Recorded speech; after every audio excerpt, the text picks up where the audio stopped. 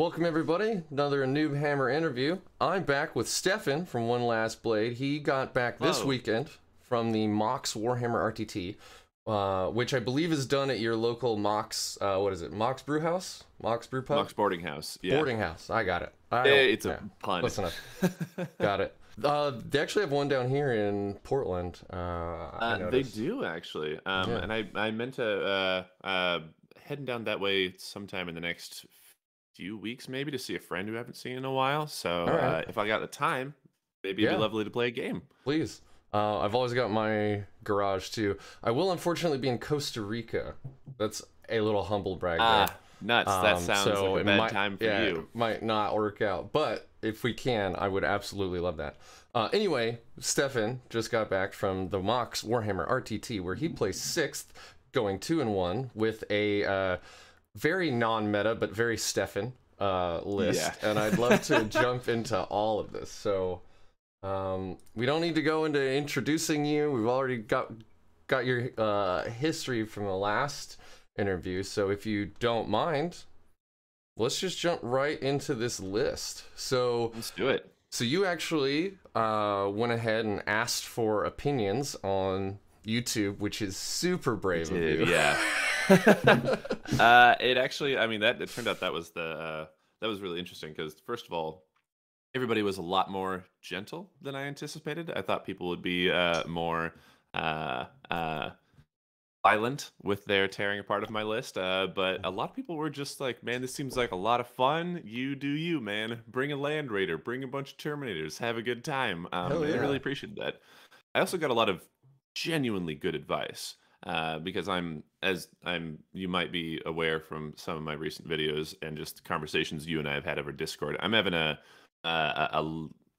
tricky adjustment period to this new codex.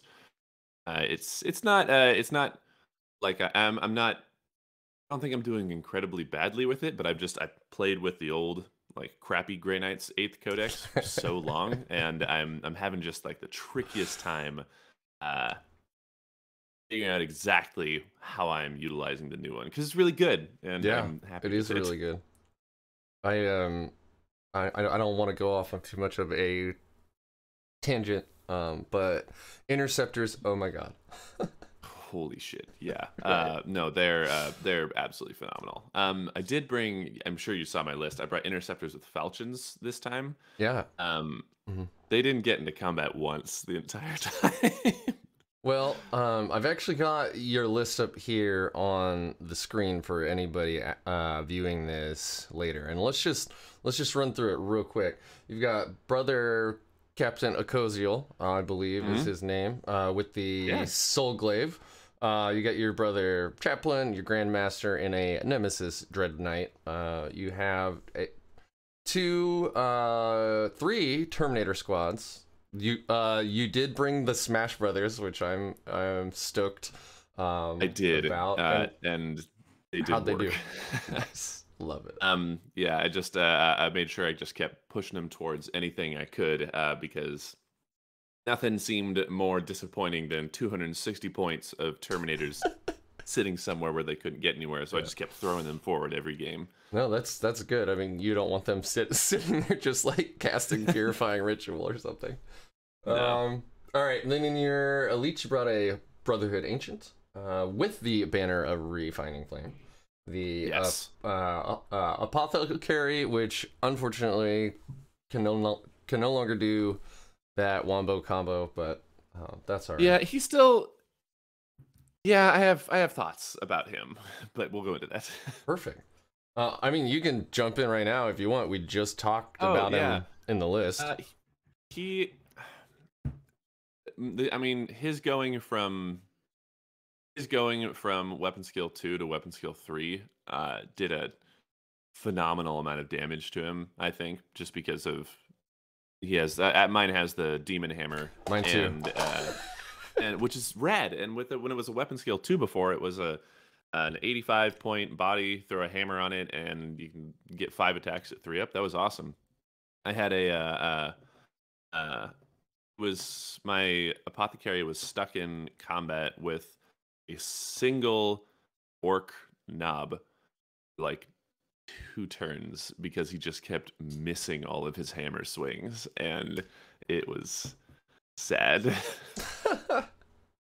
I did try to and this is one big thing that I said I wouldn't do, but I ended up doing it because somebody on my YouTube video mentioned that there are lore ways I could work out using other like brotherhoods, and so I did actually switch out from using exactors to using the preservers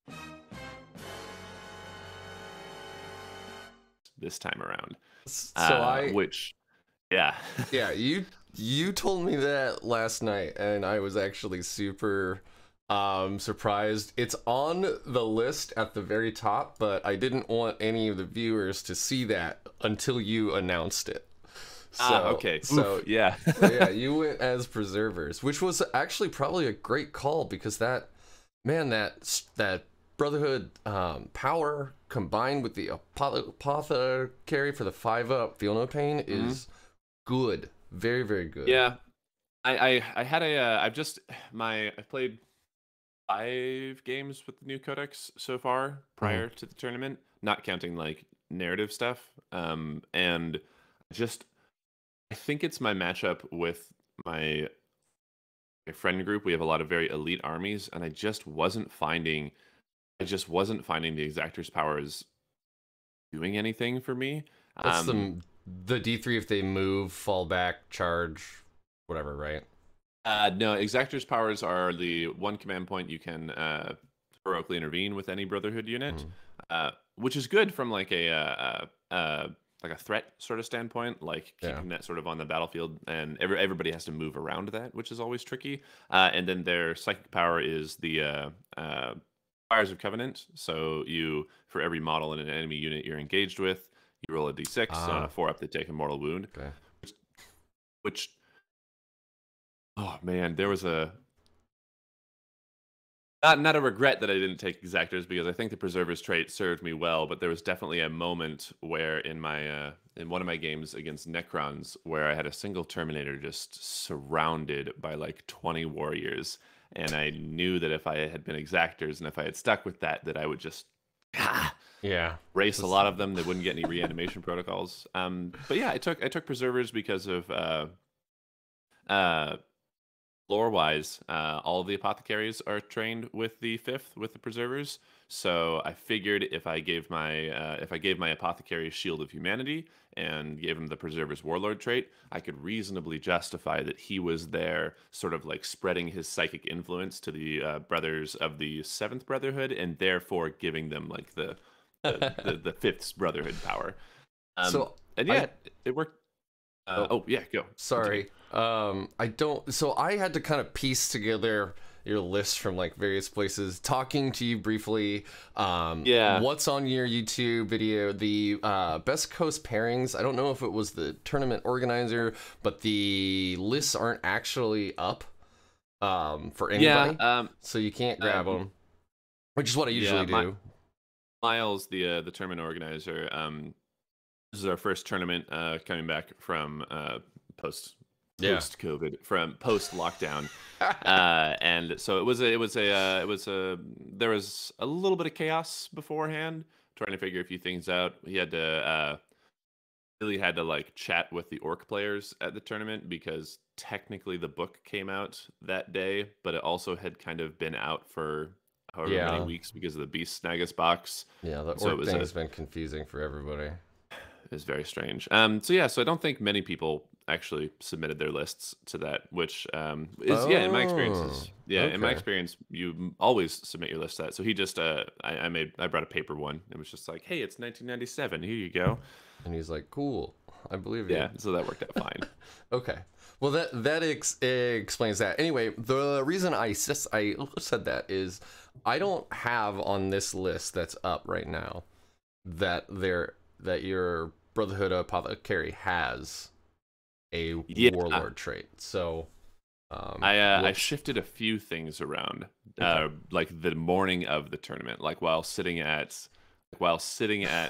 MOX before the tournament started. I had my pre-tournament beer, and I was just looking at my list, and I I definitely switched a few things around with that. I'll send you the here. In fact, I'll do that right now. I'll make sure I send you the Oh, thank you. up-to-date list. Yeah, I will make sure that all the lists in the description are actually accurate, even if the one on the screen that's being recorded right now isn't particularly correct. I mean, that's on me. That's my fault. It's close though, so it's very close. And then rounding out the list, there are 3 more units. You've got 2 interceptor squads, 1 5-man, 1 10-man. I assume the 10-man usually combat squads. The 5-man has falchions.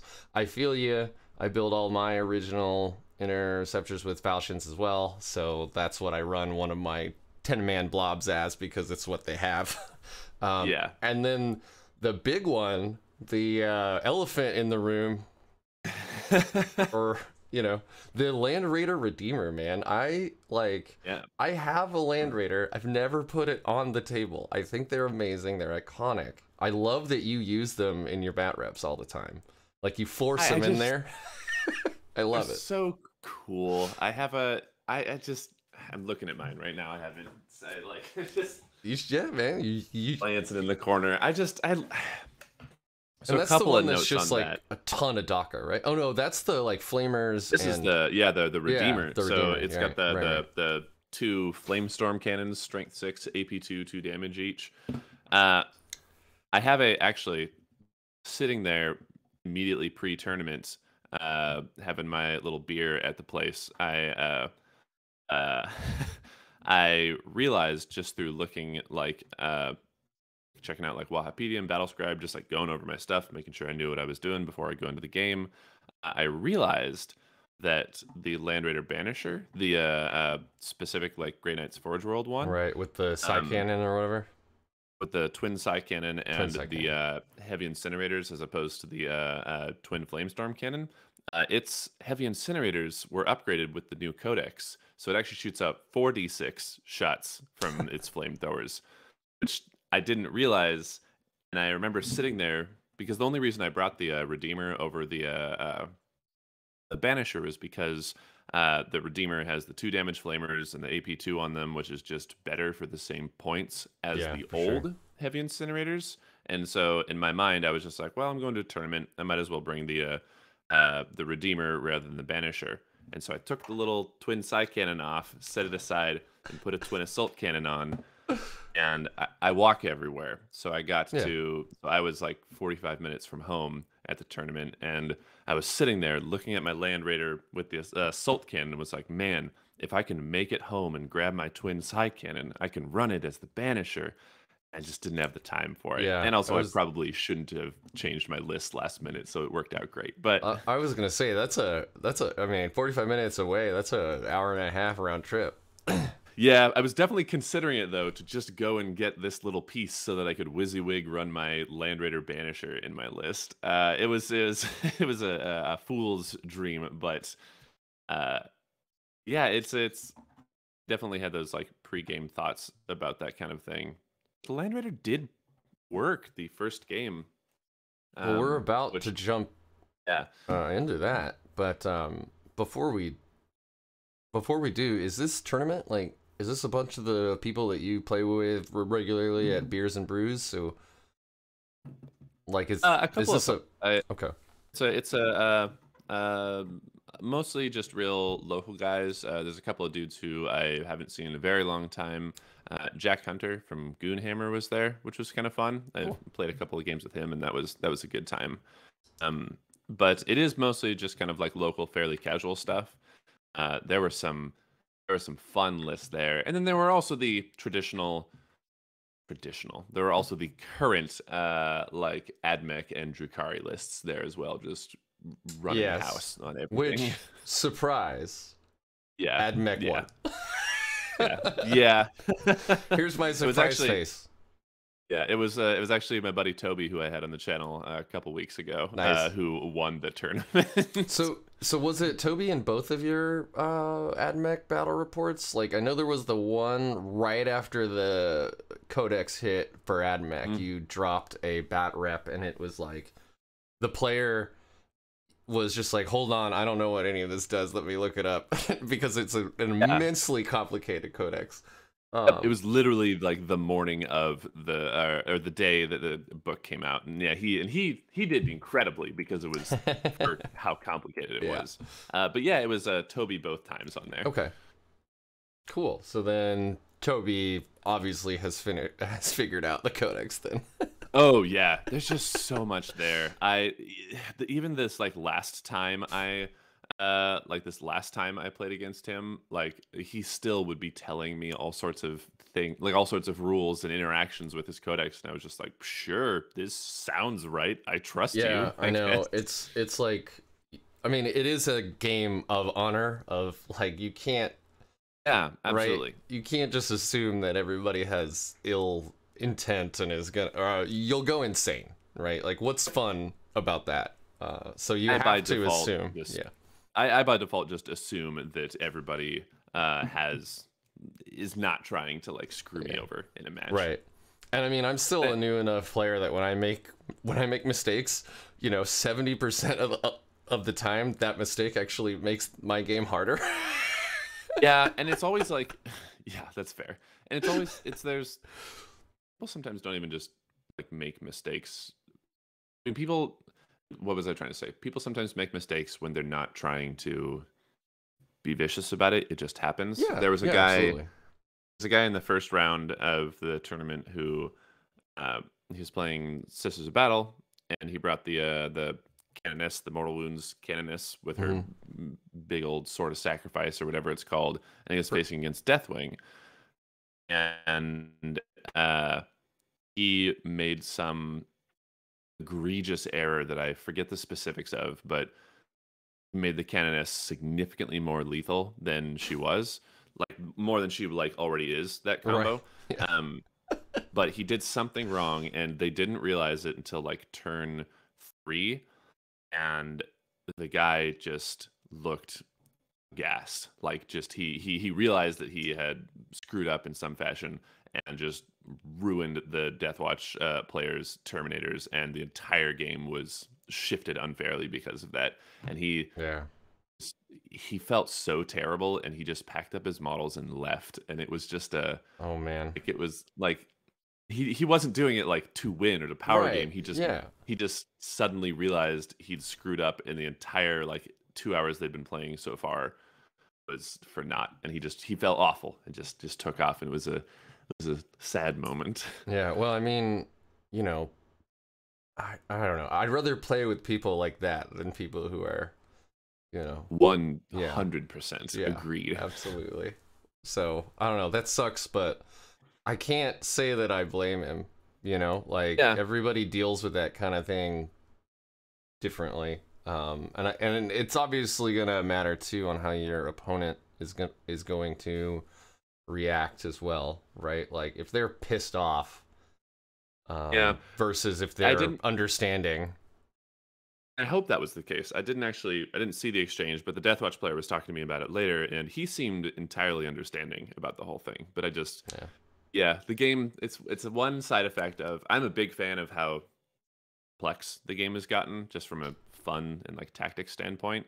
But it's one side effect of that kind of thing, is that Yeah. sometimes you screw things up, and then the whole game is for naught. Yeah, no, I mean, I'm trying to get into a lot more like live streamed games, and when you live stream games, and the chat, as you know, is like way more informed about the game than you are, and so there's Yeah, always no, and it's not that they're malicious. It's like, hey, you didn't do that. Like, don't forget this thing. Like, my only streamed live game was the day that we got the Grey Knights Codex, and I perils and I blew up like 1.5 models, and then chat had to actually remind me like, no, you have like have that a mortal filo wound pain save. against mortal wounds now. I'm like, oh shit, yeah, totally forgot, right? Like I forgot that they buffed Drago's invul to just 3 up. So So I was good rolling now. 4s. I'm like, ah, shit, I forgot. See, and that's like what I mean, where I make it like more complicated or like harder for Yeah. myself by accident. And then this was a one of the reasons I posted my list on YouTube and wanted to hear feedback about that, because there were a couple things that people reminded me of that were obvious, that are in this book and are obvious, and Yeah. that I just blanked on. Nemesis Lord doesn't add +1 damage to Nemesis weapons. It's auto wounds on 6s now, but for 4 years I've been playing it as +1 damage on Nemesis weapons. So I was really happy that somebody pointed that out to me. Telling of Locus only works on core. Yeah. Yeah, and so my chief strategy was just to redeploy my Land Raider, so I'm glad I didn't embarrass myself at doing that.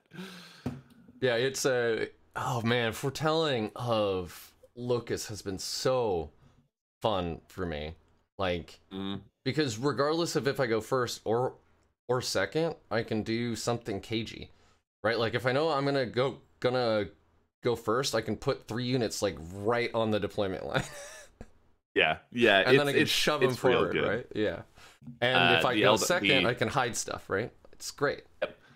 Yeah. The Eldar player in our local group has been using those redeploy shenanigans for years, so it's nice to have something like that now. Sucker. Nice. All right, well, let's jump into your rounds specifically. So, round 1 was against Black Templars. How'd it go? It was really interesting. He brought an infantry heavy Black Templars list with Helbrecht, 2 chaplains, an apothecary, a 6-man unit of blade guard. And then just tons of assault intercessors. No librarians. Librarians, yeah. No, right? I know. Yeah, tons of assault intercessors and 2 squads of eliminators, which I haven't seen on the table in a while. But he had, I think, they came down in points, so now they're like actually kind of cool to bring. I remember getting ruined by those at LVO, and so I just hate them. But he had I think 16 or 17 drops total. It was a lot of units. But that was an interesting matchup because I knew that A, Black Templars are really lethal in combat, which is where I want to be, and B, the mortal wound saves that he has. So I didn't even try to like smite him down or anything. I tried to use a lot of buffing psychic powers and try to get around that. So isn't that so awesome that you have that option though? Like, yeah, it's great. I mean, it's like, okay, he's just gonna resist it, so I'll put Hammerhand on instead, which is arguably better depending on what's going on, right? So nicely, it's definitely felt the just while we're mentioning psychic powers, one thing I really felt this tournament, just getting a couple of games in one day, I really felt the loss of our +1 to cast this time around, and also the fact because like a lot of our powers have gone up in price. Gate Infinity has a higher warp charge than it used to, I think also Sanctuary went up too, and then Vortex. Vortex went down. Vortex used to be 8, I thought. Yeah, and now it's 7. Yeah, and then Sanctuary is still 6. Oh, but it didn't change. Okay. Oh God. We don't have to. I mean, if we want to, we can. But I feel like this is getting pretty pedantic. In general, in general, powers went up, but also powers got better. Like Sanctuary is better. Well, I mean, I guess Gate has a higher range now, which is good. Yeah, and we did lose the ability to put them on troops and stuff, but at the same time, with a more complicated codex, like what we were saying earlier, and I was gonna mention this, it's actually kind of nice to just know strikes have Hammerhand. Like, just absolutely. Like, it's actually easier to remember now, instead of like, oh, I put Vortex on this strike squad and I put Gate on this strike squad or whatever, right? So it's also a lot more approachable for your opponent. Like, it allows your opponent to know that, like, okay, Terminators, Hammerhand, got it. Yeah. I do miss having Gate on all of my Terminators. And being able to gate a Land Raider across the field was fun before. There were some clutch games where like my 5-man unit of strikes could gate at the into my opponent's deployment zone when I went like second on turn 5, and I'd score 15 points on turn 5. Yeah, but it really helped negate the slowness of Terminators as well. Yeah, it was a back to Black Templars. It was an Sorry. all infantry list with a lot of no. I like this side chat. It was an all infantry list, and he was really aggressive and just pushed all of his assault intercessors forward through his. He had infiltrators through his infiltrators in the center of the board to just try to deny me some of that. Um, he saw my Land Raider, and we talked about it later. In his mind, he said, "Okay, Land Raiders are bad. I'm not gonna focus on that Land Raider. I'll just like focus on his Dread Knight and his interceptors and Terminators and whatnot."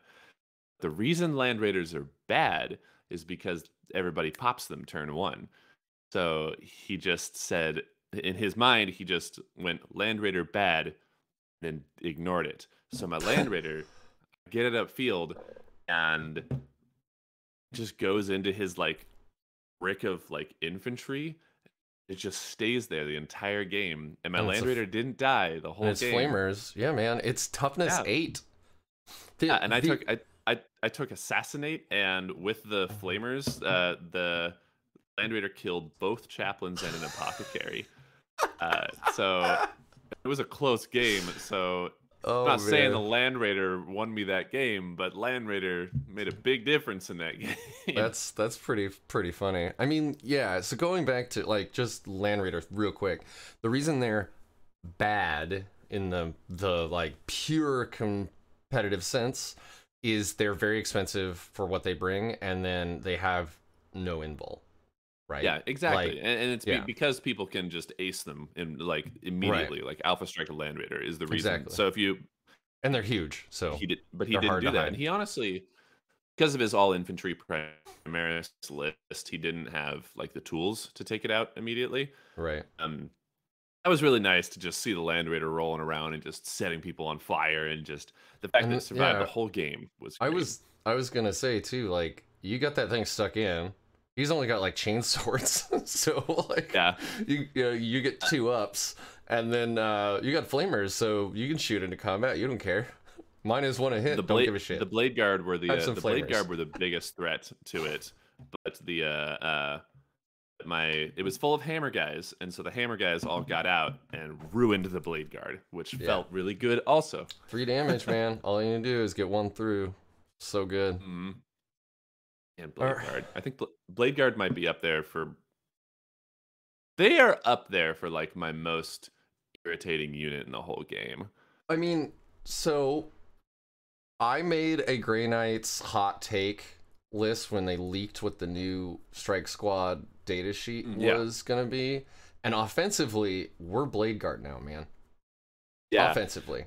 Like defensively. I mean, no, absolutely. Like, granted, we don't have an invul, we don't have the 2-up, but our guys cost 22 points, have psychic powers, and theirs cost 35, and that's where they get the like extra wound and the storm shield from. So it's just kind of like 2 different tools. But if you compare a strike straight to a Blade Guard, now if you compare a Terminator to a Blade which Guard, is where my mind's at. It's like okay, that's not. You know, we got a 5-up, not a 4-up. We got the 2-up, which is great, but it's, you know, we got that wound, but it's like, oh, we're 42 points. The big stickler for me is the extra wound on the Blade Guard. The Blade Guard aren't in Terminator armor. They're not in Gravis. They're just veterans. The formula doesn't say that they should have an extra wound for any reason. It's that always gets to me, but they just do a lot of lifting, dude. Like they're huge even for Primaris. They're just lifting all the time. But yeah, the hammers were instrumental against them. Just because you're right. Each hammer that went through was a dead Blade Guard, and so I had the banner, the Brotherhood Ancient with them, giving them the extra attack. The Grandmaster was nearby. I did Steelheart on them, so they were hitting on 3s. It was great. It felt awesome just cutting through all of them with hammers. Fantastic. Was it a 6-man brick or was it 2 3-mans? 1 6-man brick of Blade Guard. Ooh, yeah, that's a huge threat. Hard, and he would hellbrack them every round, so they were re-rolling everything.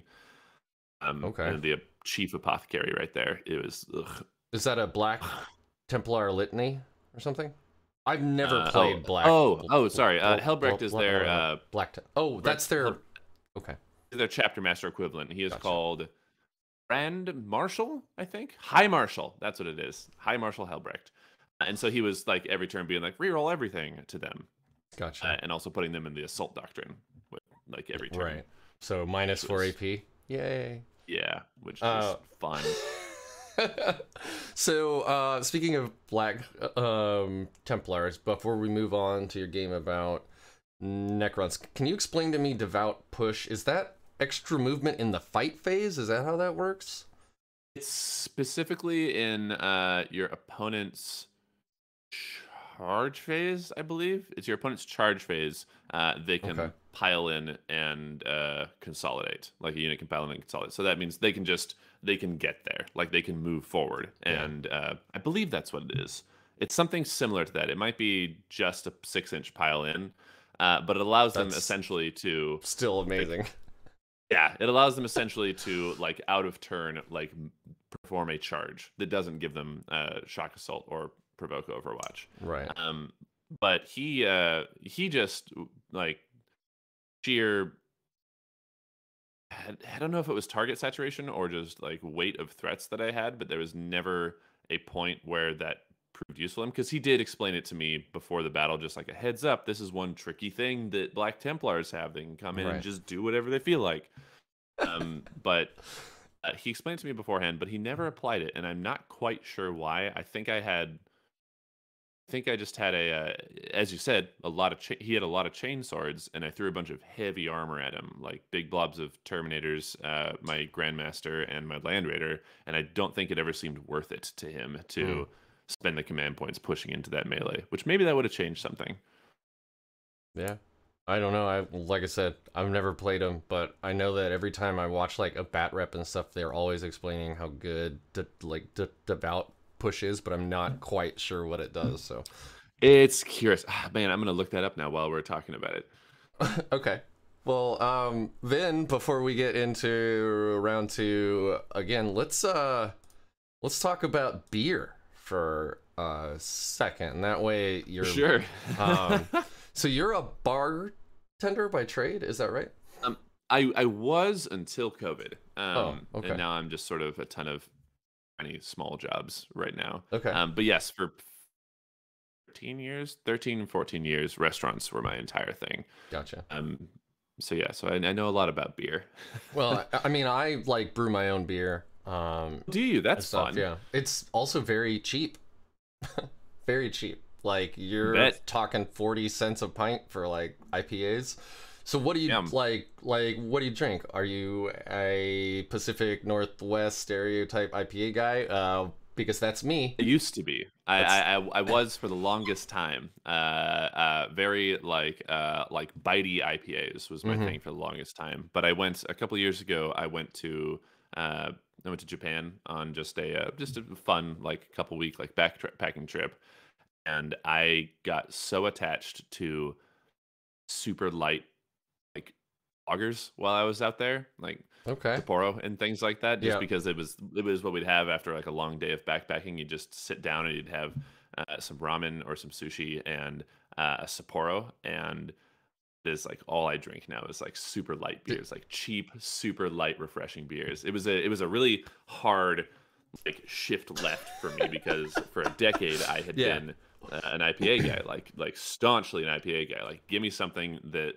is bitter and like hurts my mouth, and I drink it. Like, I love that. I do in fact like to abuse my face with my beers, so I still do. I like other things too. Like, don't get me wrong, but it's definitely my go-to is still the old IPA. Yeah. Well, while you were in Japan, did you ever try any Chew Highs? Did not. What is that? Okay, so it's like if you remember pre-ban 4 Loko, but you make it taste really, really, really good. Possible. So you don't make it taste like garbage. You make it taste incredible. It's like this refreshing, and they've got a ton of flavors, but the go-to one is lemonade, just straight up lemonade, and it's like 11%. But it doesn't taste alcoholic. Oof. Sounds And they're dangerous. cheap. They're cheap, and they're in like every convenience store. And I like we were drinking them at least one or two a night, and they were just like they're just so good, and you can't get them here. It's like impossible to import them due to their alcohol why. content level or something. Yeah. That sounds dangerous. Yeah, they're really so good, I found Devout Push. It's it can pile in and then consolidate 6 inches for CP. And if they're not in engagement range, you just choose a Black Templars unit, which is really cool. Oh wait, they can do it when they're not even in engagement range? Yeah, which is what the danger of it is. Holy so if crap. you have like if they're in their deployment zone and you're in yours, they could theoretically get an extra 6 inches of movement? Or or do they have to end the consolidate in engagement range? Like the stratagem at the start of any fight phase. No, they get to move 9 inches. Oh wow, okay, that is fantastic. It's extra movement that can get you into melee. Ugh. Wow. All right. Well, thank you very much for doing the research. Now let's get into your round 2 against Necrons. Is that the coconut flavor of LaCroix? It's just lime, which I enjoy. Because the coconut one is just like sunscreen, is what it tastes like. I don't like it. Not fan. Good. Yeah. I drink so much LaCroix. It's just a quick tangent about like being a bartender. Like you drink a lot, and so this last year I've been trying to do that less. And I found that just having something sparkly in my mouth is enough to like sate that sort of like I popped a beer and I'm ready to drink it kind of thing. Yeah. But it's so I drink so much LaCroix these days. But yes, Necrons. That was a really interesting matchup. I severely underestimated the durability and board control of Necrons. I've never faced. He had of 20 warriors, 19 or 20 warriors. Yeah, and I haven't like directly faced off against that before. So that was I couldn't. I thought I could just bully them off objectives because my grandmaster had unyielding anvil. Yeah. And so I thought that if I got him and I got a squad of Terminators weren't gonna die to melee from Necrons. So I figured I'd be able to just push him off everything. But he just he kept acing his reanimation protocols, and the warriors were all ones, and they just pop up everywhere, and they just overwhelmed me. It was ridiculous, and so I misplayed that from early on. I didn't focus any squads down. I just sort of like started throwing some pattering fire and claiming objectives and doing purifying ritual, and he just overwhelmed me. So did and he brought the Silent King. Oh, nice. So man, was his on Best Coast pairings, it lists his dynasty, but it's not a dynasty that's actually in the Necron book. It's like some lore dynasty.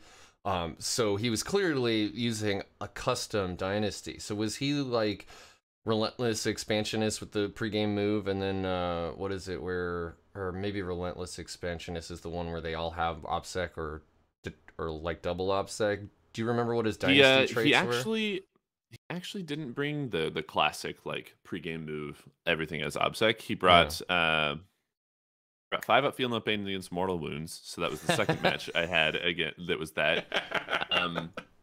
He also brought oh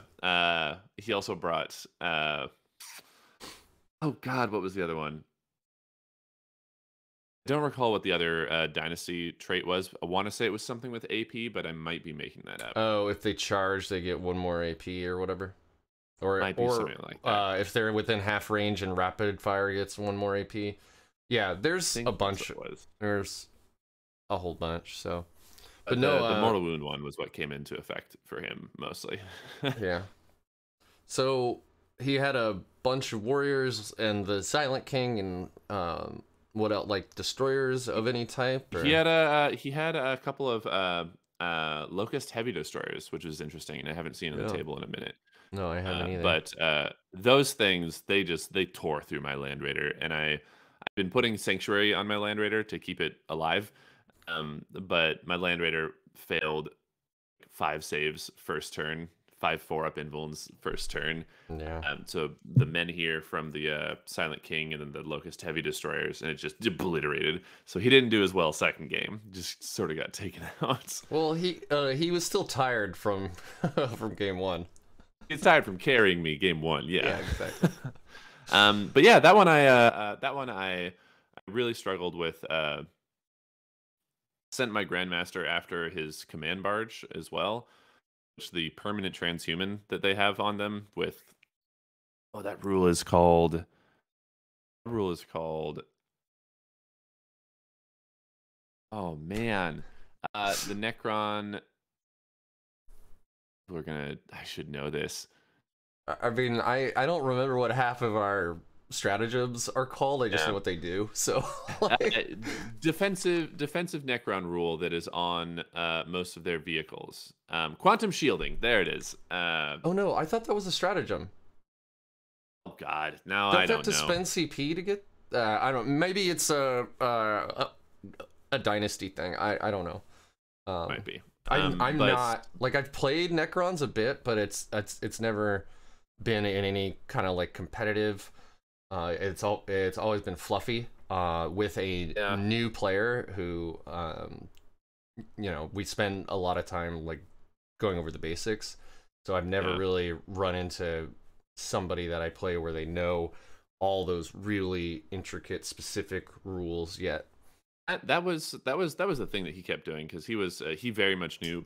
Excuse me. He's a relatively new player, local dude, but he really knew his list, and he had that fervor that I recall when I first started playing, where I'm like absorbing all of the rules from all of the armies and like trying to like really like master everything. He had like the various buffs. My Will Be Done, and another one that sounds similar is called the Lord's Will, I think. Or somebody does like they add 1 to attacks and the other one does 1 to movement, I think.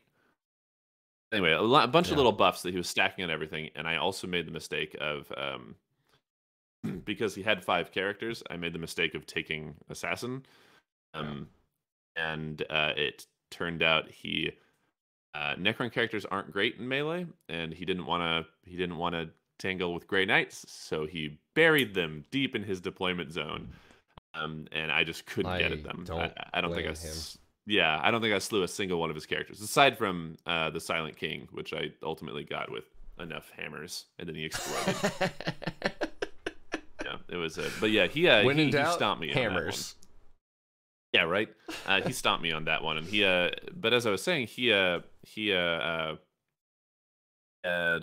played 5 or 6 games with this list specifically, and so he really like went into the into it like exactly like he went in like really prepping for it, which is it works, like that's what you're supposed to do. And so I think he definitely deserved the win on that one. I made some crucial errors, and I mentioned this earlier, like I was enjoying the Preserver's 5-up Feel No Pain.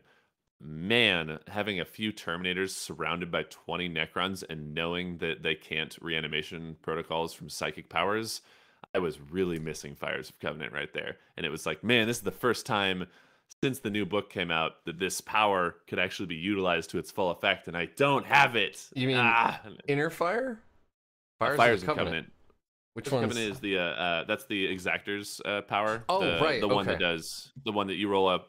You roll a d6 for each model in the enemy unit, with no cap on it. Ooh. So there's 20 warriors in there. I'm killing 10 with that. Of course, it was like the Inner one Fire time would do that too. Oh, man, Inner Fire was so good. I miss Inner Fire. Oh man, Drago with Inner Fire was hilarious because everybody's like, "Oh, Drago's such a beat stick." Well, guess what? He's also gonna hit you for like 4 or 6 mortal wounds in the psychic phase just to be a complete dick. We have a simulacrum of that now with our librarian, which is fun. Yeah. Quick. So I don't want to forget about your Necron match, but I do want to talk about the Wombo combo psychic epitome. Yeah. librarian. But so I find it very helpful when I lose a match or even win a match that I ask my opponent, like, what could I have done better? Like I feel that is a very important interaction to have, because not only is it helpful to get to make you better and your opponent better, but you know it is a game where you're interfacing with a human for 2 to 3 hours. Absolutely. So, did you have that conversation? Did you do that internally? And what would you have done better? You were already kind of hinting at it, but Yeah, I have a lot of thoughts around that. I'm not going to touch on the seminal issue with Grey Knights lists like this that are like ranged anti-tank. It's very hard to come by in our codex, unless you're doing like dreadnoughts or razorbacks, I guess. Although that doesn't feel like a good use of points. I mean, Dread Knights are pretty much our only real good consistent. Yeah, we got a lot of good AT. we got a lot of good like melee anti-tank, but again, finding something good for that. But honestly, I think I'd drop a character. And I had this conversation with the Necrons player because Terminators are expensive. I think they do good work, but not enough of them to effectively screen my characters. And so I think I'd bring one less character. I might not have brought the chaplain. I think he was cool throwing words of power onto the 10-man squad of interceptors. Allowed them to just, I mean, beyond just their 31 attacks, just shred everything because they're doing mortal wounds as well. Even in a not tide of convergence phase, you're giving them lots of mortal wounds. Phase tide of convergence. And it would have, I would have. I don't know. I have a lot of assessment. I think this was like getting my reps in with the Codex and just sort of like an immersion factor in it. This was really, really helpful. Just being able to play a bunch of successive games with a bunch of different armies with people who either knew my Codex or didn't know it. Which was very nice. But yeah, the Necron player actually explicitly had that conversation with me. He really wanted to know, like, what could I have done differently? What could I have done better? What units of mine do you think worked? What units do you think didn't? And honestly, I didn't have a lot of notes for him because I thought everything of his worked really well. The Locust Heavy Destroyers, while very cool, didn't really do a whole lot. They don't have a lot of shots, but they're cheap. There's some cheap anti-tank, which is nice, which is something I would like. But he didn't know enough about Grey Knights to really give me a comment on that. And the game against Black Templars was just so much fun that we didn't even chat about like tactics afterwards. We just talked about how cool it was getting both of our big heavy melee guys into battle. I did notice if you don't mind me moving into the Orks game. No, absolutely, please. I did notice against the Orks player, who was great. I noticed as we were choosing secondaries, I explained to him the assassinate, abhor the witch combo, and then was paused for a moment and was like, I have told all 3 of my opponents to take assassinate and abhor the witch. Why am I doing that? It was just, I mean, it's good. It's great. I mean, it got them so many points. It means each character of mine that died was 6 victory points for them. But I just realized that, like, because he didn't intuitively go for that one. He was like, "Oh, that is a good idea. I am gonna do that." And I was just like, "Yeah, why am I telling everyone to take this?" Man, abhor the witch. Like, yeah, there's no. Imagine if there was a secondary in the game that just targeted like Drakari and Admech. And then, and it would guarantee you 15 points, and then those armies wouldn't be as good. Like, they'd still be good. You know, it's like, it targets, really, 2 armies. Yeah. Thousand Suns and Grey Knights. No one takes it for anything else. Most of the time, I'm okay with the trade-off, which is they don't have any ability to deny my psychic powers. That is true. But the Necron player, though, the Silent King has like a built-in deny, and also he has a stratagem that allows him on a 4-up to deny a power. So he took Abhor the Witch, but was still able to like deny some of my powers, and so it felt sisters, man. Yeah, right. Sisters. And Black Templars, same case. They've got their Scorn of Sorcery equivalent. It definitely felt, it was a little rough on that one. Yeah, I mean, I haven't played the new Sisters Codex, especially not with Grey Knights. Actually, I played them once, but it was with Deathwatch. But anyway, like every single unit of theirs gets to deny, and on a 6-up they deny, and then if they take the one order power, I don't remember what it's called, or even if it's related to their order. This is how well I know Sisters, but they can actually do it on a 5-up. It's free, and it costs them nothing. And so it's like, you just really good. 1/3 of the time you can just stop something. It's pretty fantastic. Yeah, the Orc player fortunately didn't have any of those methods, which was good. Which was he? Which culture was he? Was this a speed wall list, or? It was. So this list was first of all, he was playing 6-up Invuln culture, whichever one that is. Oh man, I just read the Goonhammer article last night, but okay. All right, so not Goths. Not Goths, not Bad Moons, not... I was gonna say, because if he was Goths, he would have also had a 5-up Feel No Pain against Mortal Wounds, and he would have been 3 for 3. 3 for 3. No, he brought a Stampa, which was awesome. I have never played against one of those. A big ol' 40 wound Orc Titan, which I held a charge against turn 1, and it has so many guns. I put a few shots into it with my Psy Cannon, and he let me know that it can heal a D3 wounds every phase, or every turn. And I was just like, D3. Okay, nice. I'm just not going to attack this game, I guess.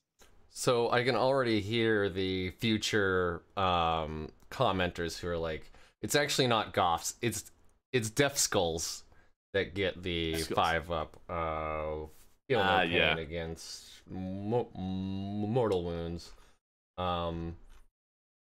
Evil Sons get movement, advance. Freebooters get +1 to hit if they kill a unit that phase.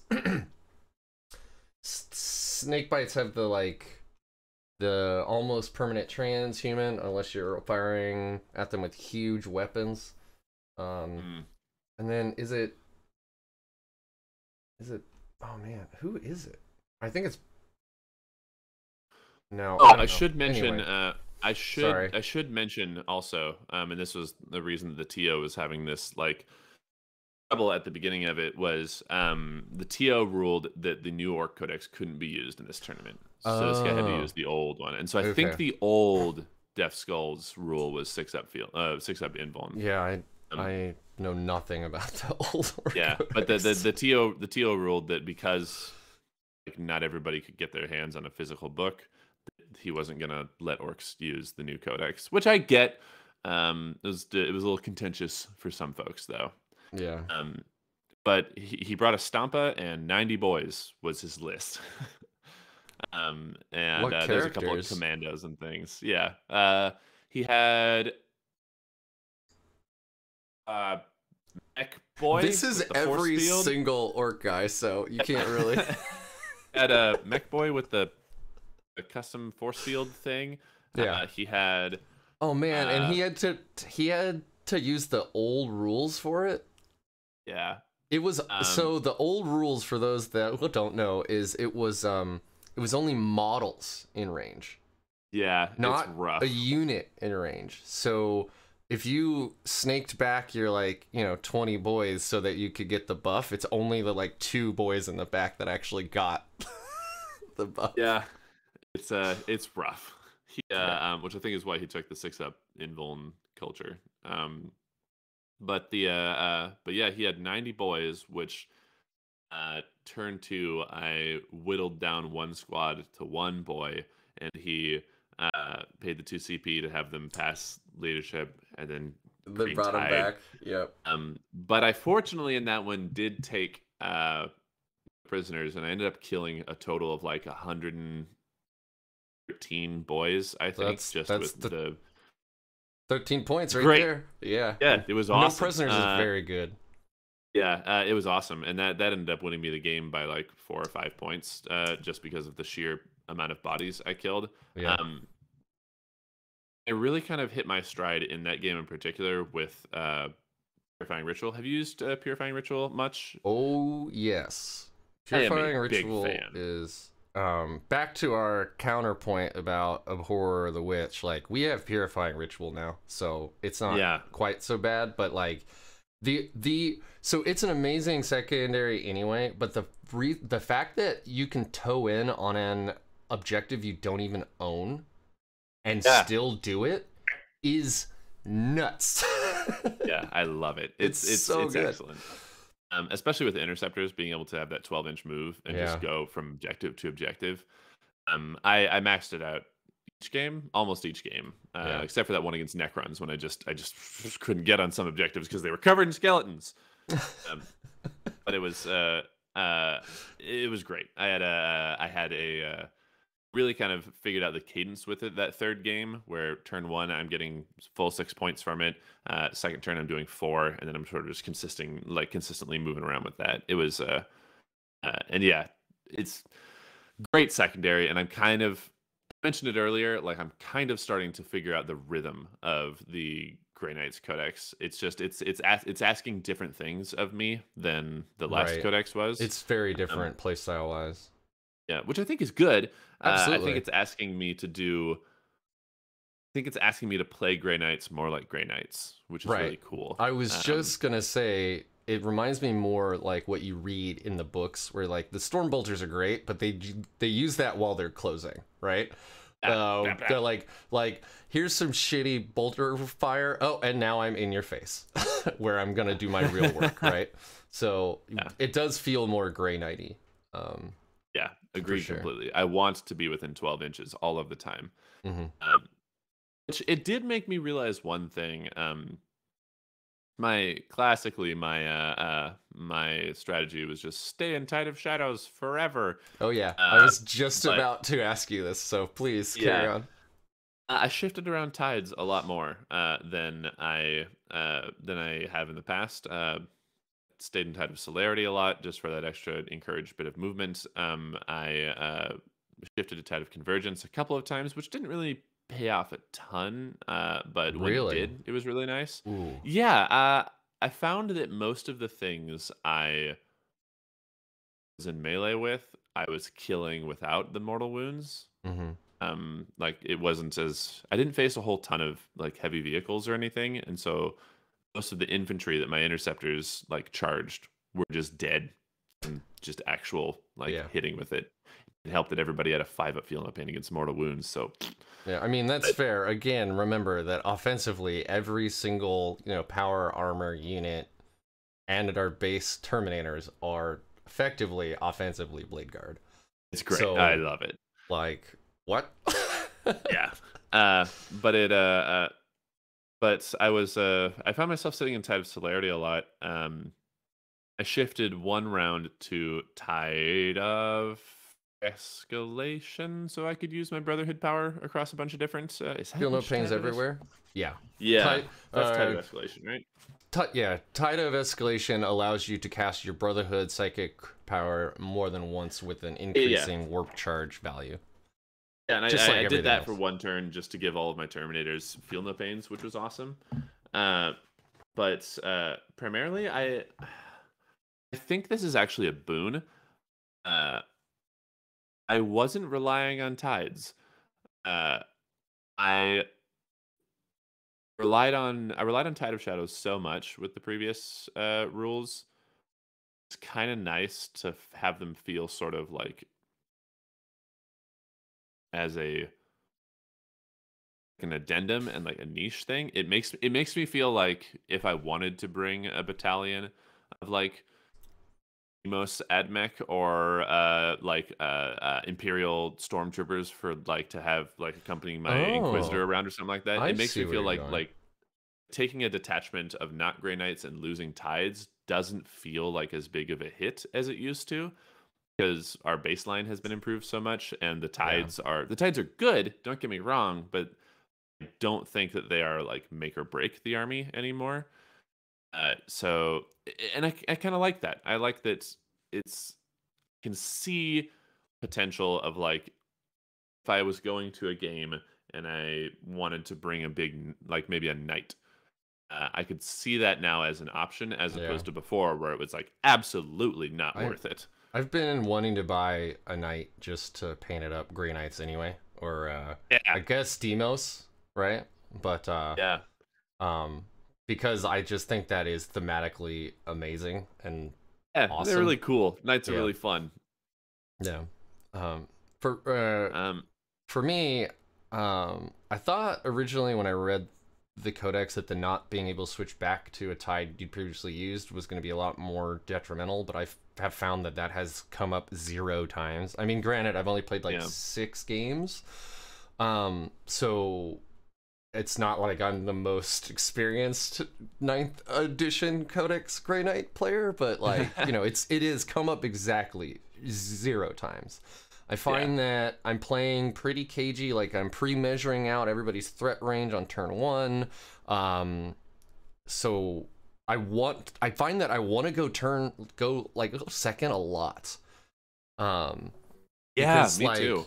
like with foretelling of locus, I can pull everything back, I can pre-measure, and then on my turn, like if I go first, I can just kind of move up, do a little pot shots maybe, and then I'm just kind of setting up. I'll do like one maybe big turn of like 2 or 4 points for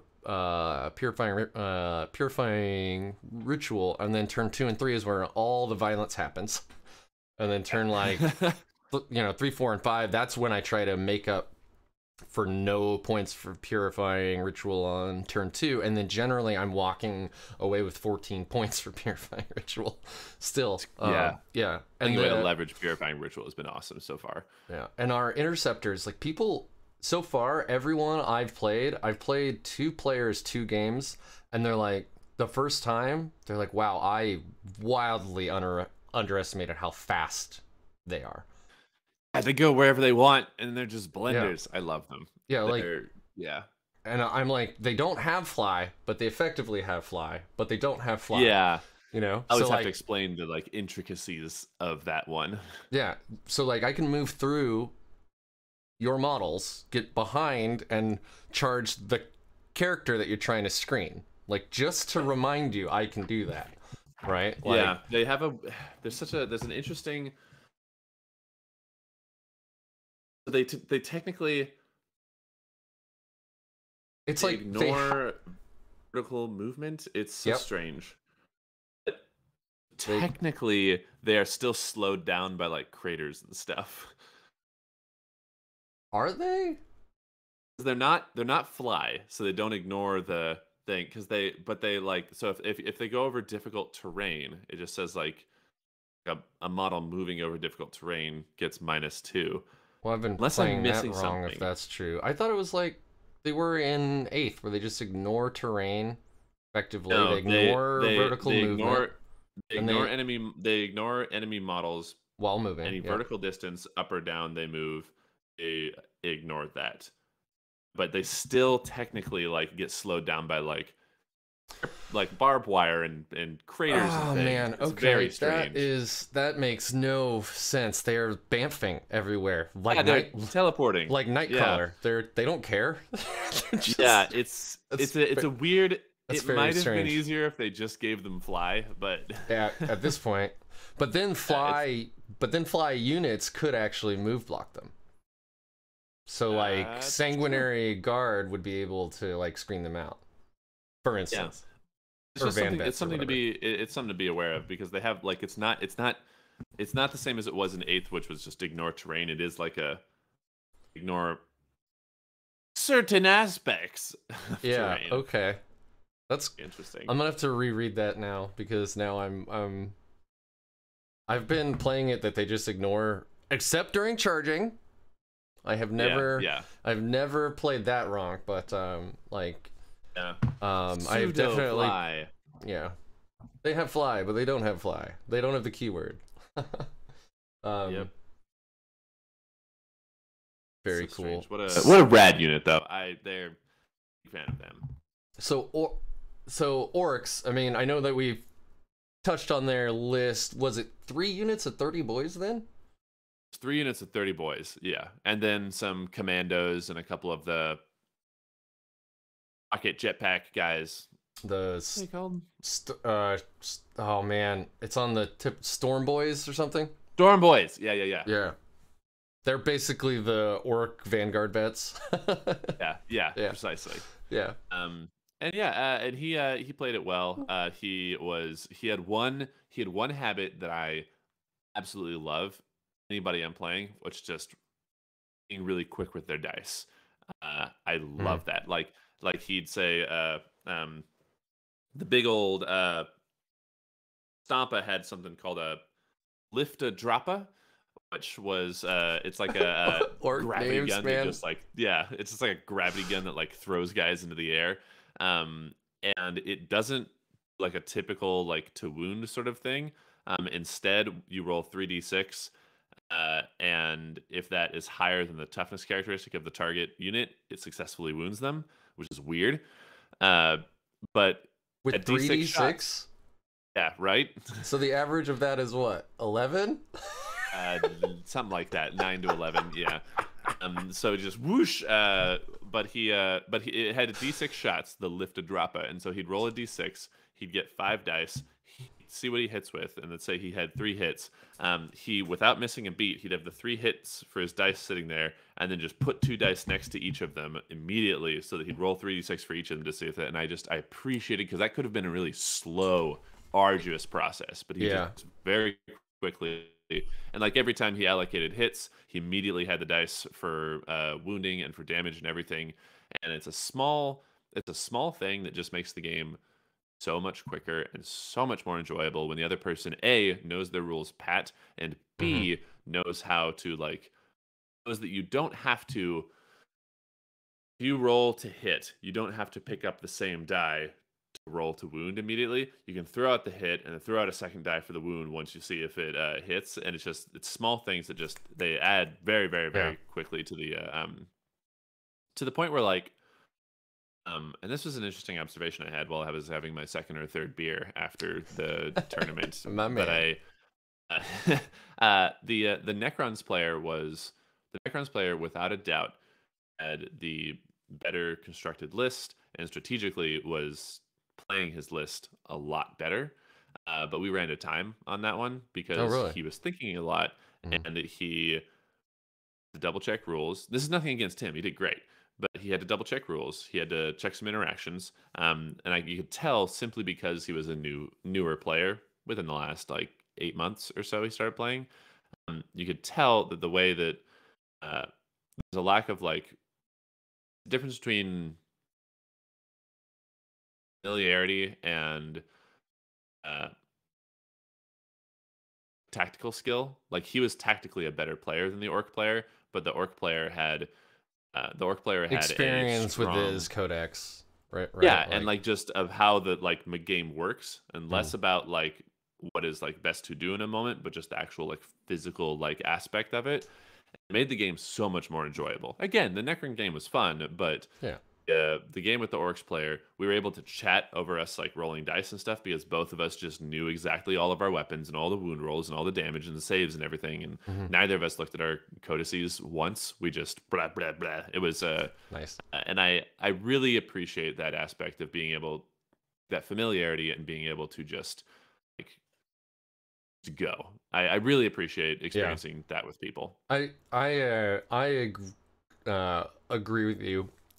Part of what I've been trying to do is get my friends to play the game, and this has had fairly good success. But that means that even though my friends are very intelligent and motivated, they get a new codex and it's a game system that they've never played, but before, a lot there. and Yeah, and we run into a lot of things where it's like they got their book, and it's like, all right, this guy has 4 attacks. Roll.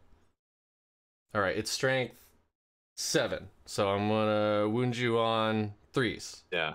All right, and it's 2 AP, and then I save or whatever, and it's like, and it's 3 damage. You know, I mean, I know it's a lot, Yeah. but like it does and get, everybody gets yeah. there. Like everybody For sure. everybody gets through that eventually, but there is a level of nice to be able to play against somebody who just gets it. Yeah, and I mean, you know, we have that experience from 8th too, and our stat lines didn't change that much. Like, No, we lost just a few shock really nice positives. assault, we got attacks, and then our melee weapons changed, but the melee weapons are the same profile as other types of the similar power weapons. It's just with +1 damage. So it's very easy to just know, okay, it's like this, but this, right? I don't know if that makes sense, but like, it's easy to draw correlation between what we've had in the past and what we have now.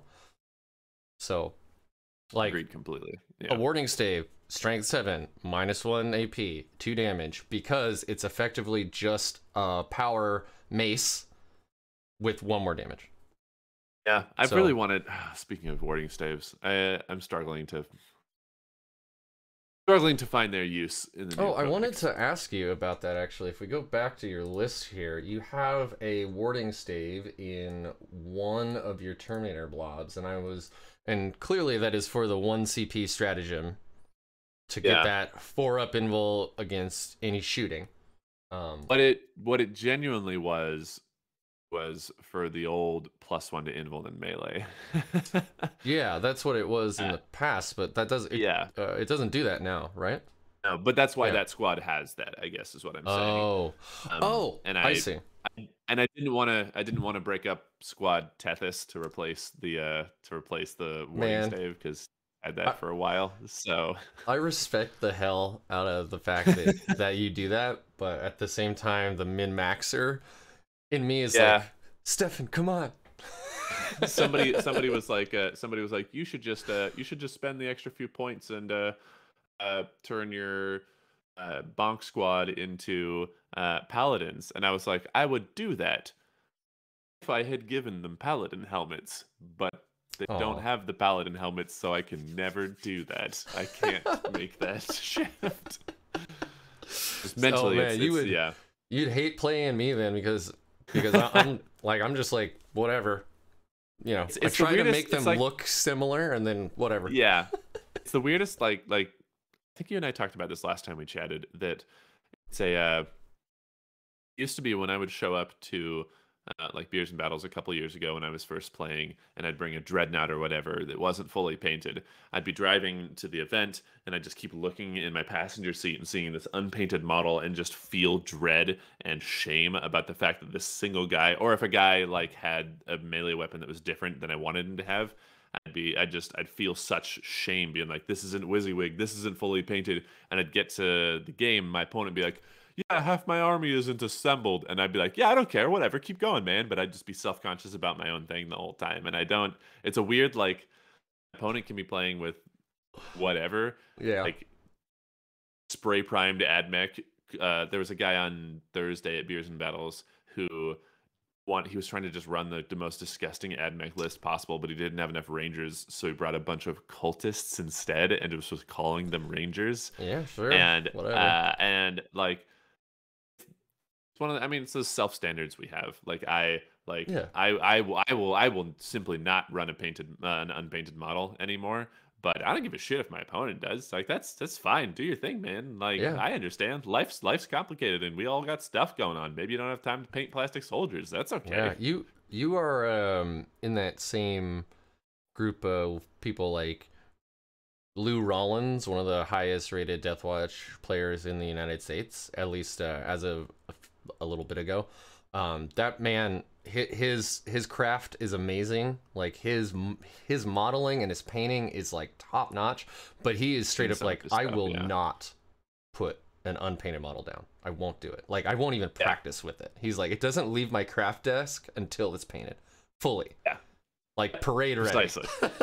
And I'm like, ooh. He did, if you can find it, he did a drop pod, and he went through and he like drew runes, like these gray runes, on every square inch.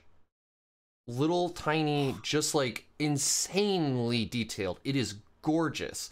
And I took one look at that and know how much time he spent on that, and like I got just pulling anxious it up now. That's just beautiful. thinking about it. Yeah, right. Oh yeah. I'll throw up a photo here during editing, and the guy's whole army looks that way. He has on the bottom of every model a QR code which links to a website that tells you about that model and that model's lore. That's the coolest thing I've ever heard. Right? I like that so much. So, oh man. So if you want to know about Brother Captain Akoziel, you turn him over, scan it, bam, it goes to a like WordPress page, and it just explains like his whole history. Coolest thing. Every model he has that kind of like detail, and it's insane. I wish I had that much time in my life, because it's impressive. Yeah, right. Yeah, I want to absolutely do impressive. that myself. Well, you should just hand the phone to your wife, and I'll apologize right now. Yeah. Speaking of time, I've got to get going in about 10 minutes. Were there any other subjects you wanted to chat about?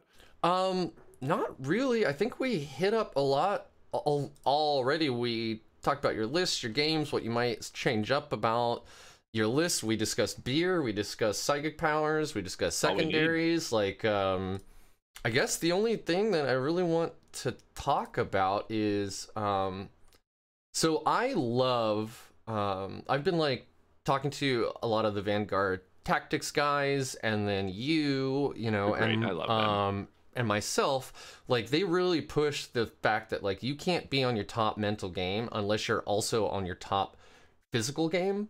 So like, you gotta watch what you eat, you gotta drink enough water, you have to go to the gym, you have to sweat, right? You have to like human bodies love to move, right? And if you don't, like, if I skip too many workout days, I can't sleep for the damn. And then I find like my mental processes start to slip in like my diet. It's very easy for me to like fall off that cliff again, which COVID was like huge for that. Yeah.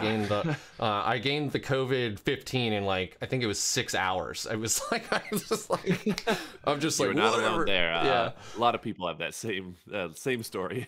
So I guess that's a long ranting way of explaining, like, I know that you feel that way. You've made that very obvious, but how, like, have you always been that way in your life, or is that a recent change? Or no, honestly, I could talk about fitness for hours, but I mean, it's only you got 10 minutes. It's honestly a recent thing. I was big into swimming and other sports when I was in high school, but it wasn't until actually COVID when lockdown started, and I'm used to bartending and restaurant work. I was used to being on my feet all day and moving around. And I really just decided that also, I mean, you remember how scary those early days were, right? Like, like all the news and everything that's coming out. I remember my wife and I reading about comorbidities a lot, and my brain was like, okay, this is how I survive this plague, is just get in shape. And so I had a key to my boxing gym, and I just started going there every day, and just started, we have some like barbell equipment there, and just committed to a 5-day a week, regimen for the last year, and it's I feel healthier and more alert and sharper than I ever have in my entire life, and it's been fantastic. I actually just hit my like year anniversary of when I really decided that I was gonna like start getting in shape, and it was that's awesome, man. It's I felt the same like fear and like sense of like isolation that everybody has felt this last year, but some reason the exact like confluence of events and like privileges and opportunities I had in my life with like having access to my gym, even though everything got shut down, like it pushed me in like the opposite direction, Yeah. which was kind of nice. And it actually gave me some time to actually sit down and really focus on that kind of thing. That's awesome, man. Like And I made a similar transition. I was used to working out at work because we have gyms and pools everywhere. super cool. But I turned the guest room into a home gym because I was like, I can't not, like, I will go insane if I don't Yeah. sweat at least two times a week, preferably three. But I will, like, you know, I have to. Like, I get antsy, man. I can't sleep. Like, Yeah, it's rest days are hard specifically for that reason because my body is so used to just going now. yeah. Yeah, I did the whole committed to 10,000 steps a day kind of thing, which also great for Baby. just so low impact. Yeah, great for low impact cardio. But yeah, I agree completely, and especially with like in the context of Warhammer, like it these bigger conventions. Like, have you ever been to like LVO or anything like that? Big No. tournaments. Like I started playing in the middle of lockdown, right as that's ninth right. hit. That's right. Yeah. I haven't been to a single tournament yet, but I'm planning on changing that. Excellent. But these bigger events, there's a lot of standing and a lot of walking, and you go. And I remember the difference between LVO and this tournament I did Saturday. I felt so great the entire day on Saturday because I brought a couple of like meal replacement shakes, and I brought plenty of water, and I Water is am used to huge. being on my feet all the time now. And so, but I remember at LVO, and it was also Las Vegas, and I was drunk most of the time. But Hell but I yeah. remember just feeling terrible at the end of the day, every single day, because I wasn't drinking enough water. I wasn't eating right. I wasn't used to just being like mobile a lot. And you like mentally and physically, like tournaments are draining. This event on Saturday was 11 hours ultimately. Like, Yeah. great time, Three but games, 2 to 3 hours apiece. I mean, that's 9 hours, yeah. and that's just assuming you go from game to game to game like right away with no problem. It's like, and you know You that's gotta not take a how break. it goes. Oh, yeah. And it was and so yeah, physical and mental health are I think essential for Yeah. not even just like enjoying this game, but just like keeping making sure that you can enjoy life to the fully. But that's a whole other conversation Yeah. for a long time. I agree. Kind of do just want to have another talk with you where we just talk about that stuff and like how it can equate to better games and better life and the Yeah, I whole think that'd be really nine. fun. I But think that'd be a good topic to touch on. I know you have to go though. So Yeah. and you one last thing though, are you doing BJJ? I heard that you get hit in the head every now and then. I do a boxing. I'm a boxer. Okay. All right. Gotcha. There is a Brazilian jiu-jitsu gym that just opened up or reopened a couple weeks ago, and my boxing coach has been going there, and he keeps trying to get me to, and I've just been so busy, and I'm trying to find time to it. So I'm gonna try Right? Brazilian It's always jiu-jitsu the time. soon. Yeah. Yeah, I'm gonna try Brazilian jiu-jitsu soon. But no, I'm a boxer primarily, and so a lot of I to the face, which is fun sometimes.